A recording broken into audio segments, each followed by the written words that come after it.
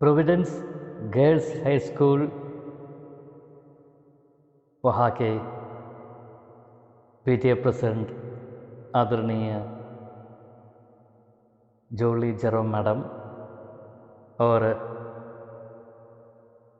वहाँ के हेडमिस्ट्रेस आदरणीय रेखा मैडम और हमारे प्यारे मित्र सुनीता टीचर और अन्य अध्यापकगण अनध्यापकगण नन्हे फूल के जैसे खिले बगीन में जैसे फूल खिले उसी प्रकार खिल के मेरे सामने बैठे वहाँ के उस विद्यालय के नन्हे से कोमल से बच्चे और उनकी अभिभावक सभी को दीपक आनंदराव वंशमान की तरफ से प्रणाम।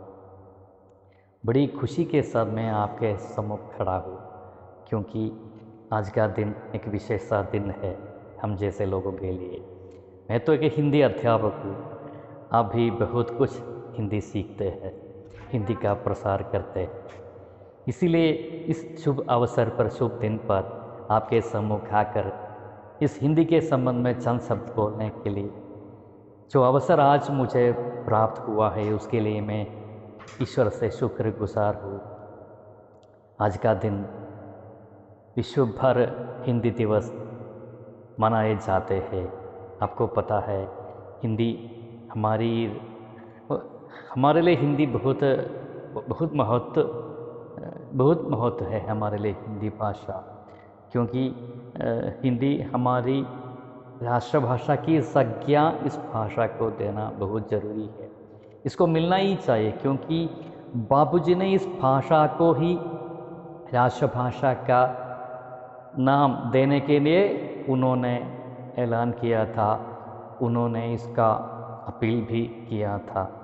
1919 के भारतीय साहित्य हिंदी सम्मेलन में उन्होंने सर्वप्रथम रूप में इस भाषा को इसी पद पर बिठाने का प्रयास भी उन्होंने किया, क्योंकि आपको पता है हमारे भारतवर्ष यूनिटी इन डाइवर्सिटी, विविधता में एकता। तो इस विविधता में एकता लाने के लिए जितने राज्य है, जितने मनुष्य है, सभी को एक सूत्र में पिरोने के लिए एक ऐसी भाषा की ज़रूरत थी।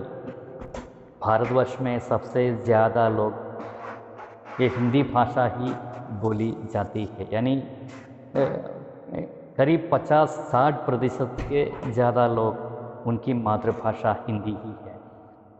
यही तथ्य को आगे रखते हुए ही उन्होंने भारतीय राष्ट्रभाषा के रूप में हिंदी को मान्यता मिलने के लिए उन्होंने अपनी राय प्रकट की।